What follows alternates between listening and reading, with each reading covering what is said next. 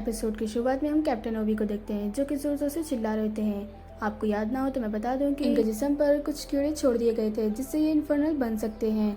ये इनकी आवाज़ों को आर्थर भी सुन लेता है और वो अपने क्लेम्बर का यूज़ करके वो दीवार को तोड़ देता है। फिर यहाँ पर हम शिनरा को देखते हैं जो कि सोच रहा होता है कि कैप्टन बंस तो हरगिज भी नहीं होते और क्या कैप्टन ओबी सच में इन्फर्नो बन गए हैं। और ये कहकर वो कैप्टन ओबी की तरफ बढ़ रहा होता है, लेकिन कैप्टन बंस उसे बीच में से रोक लेते हैं और एक जोरदार का पंच मारकर उसे एक दूर गिरा देते। तो यहाँ पर शिनरा सोच रहा होता है कि ऐसा नहीं हो सकता, कैप्टन ओबी नहीं बन सकते। और फिर हम कैप्टन ओबी को देखते हैं जो कि इन्फर्नल नहीं बने थे और वो भी इनके मसल्स की वजह से। उनके मसल्स इतने ज्यादा ताकतवर इन्फर्नल से काट ही नहीं पाते और जिस्म के अंदर नहीं पहुंच पाते। तो यहाँ पर कंपनी 8 के सभी लोग हैरान हो जाते हैं। चलो हम उनकी तारीफें करते हैं जिससे उन्हें हिम्मत अफजाई होगी।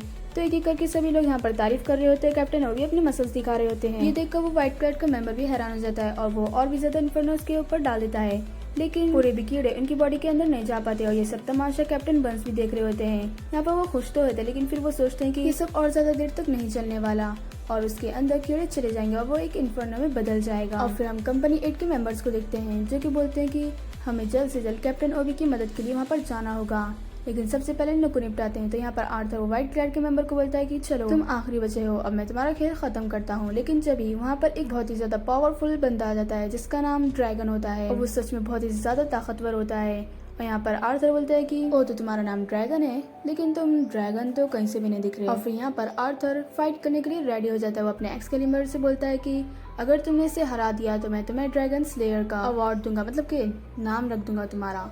और फिर हम देखते हैं कि वो उसके ऊपर अटैक करने वाला होता है कि जब ही वो जो ड्रैगन होता है वो बस एक फूंक मारता है जिसकी वजह से वहाँ पर एकदम तूफान जैसा आ जाता है और सभी लोग गिर जाते हैं। बस आर्थर ही उसके सामने टिका हुआ रहता है। तो यहाँ पर आर्थर अपनी पावर को और भी ज्यादा बढ़ाकर उसके ऊपर अटैक कर देता है और सच में ये अटैक बहुत ही ज्यादा खतरनाक होता है। यहाँ पर एक पूरा ब्लास्ट हो जाता है, लेकिन उस ड्रैगन कुछ भी फर्क नहीं पड़ता और वो उल्टा ही आर्थर को एक मुक्का मारता है जिसकी वजह से आर्थर दूर जाकर गिरता है, लेकिन वो अपने आप को गिरने से बचा लेता है।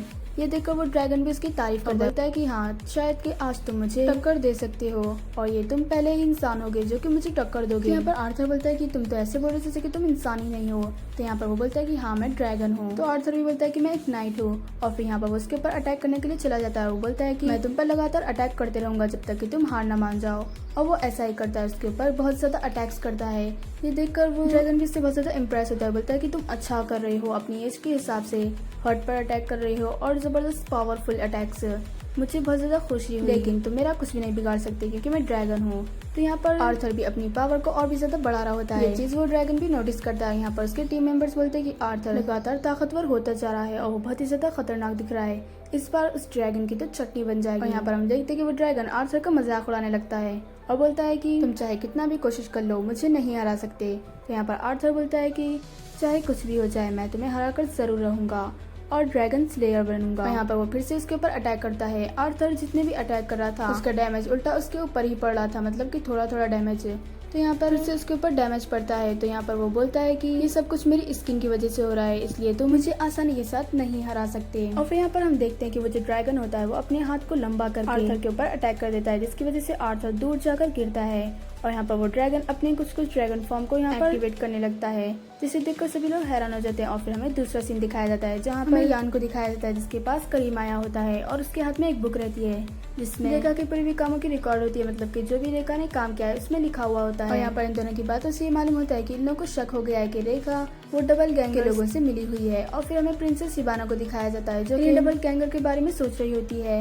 यहाँ पर वो सोचती है कि अगर मैं इन लोगों के बारे में मालूम कर लूँ तो मुझे मालूम हो जाए कि आखिर लोग जो कि जगह जगह पर इन्फर्नल बन जाते हैं उसके पीछे क्या राज है। और फिर हमें दोबारा से आर्थर की फाइट का सीन दिखाया जाता है जहाँ पर वो ड्रैगन बहुत ही ज्यादा खतरनाक दिख रहा होता है। उसकी पावर को देखकर सभी टीम वाले हैरान हो जाते हैं और फिर वो आर्थर की हिम्मत अफजाई करते हैं, बोलते हैं कि तुम ये कर सकते हो, इसे हरा सकते हो आर्थर। और फिर यहाँ पर हम आर्थर को देखते हैं जो कि इससे फाइट करने के लिए फिर से रेडी हो जाता है। यहाँ पर वो सोच रहा होता है कि इसका ये जो ड्रैगन है, मतलब कि आउटर ड्रैगन इनर ड्रैगन को प्रोटेक्ट कर रहा है ताकि उसे कुछ भी तकलीफ ना हो। और फिर यहाँ पर वो सोच रहा होता है कि जब भी वो ड्रैगन उसके ऊपर अटैक कर देता है तो यहाँ पर आर्थर उसके अटैक से बच जाता है, लेकिन वो कैसे बचता है, दरअसल यूनिफॉर्म पर प्लाज्मा का एप आ जाता है। ये देखकर सभी टीम वाले हैरान हो जाते हैं। और यहाँ पर आर्थर अपनी पावर को और भी ज़्यादा इंक्रीज करता है, मतलब कि यूनिफॉर्म को भी और भी ज़्यादा पावरफुल बनाता है। फिर यहाँ पर आर्थर उसके ऊपर अपना फाइनल अटैक करने के लिए रेडी हो जाता है और कर भी देता है।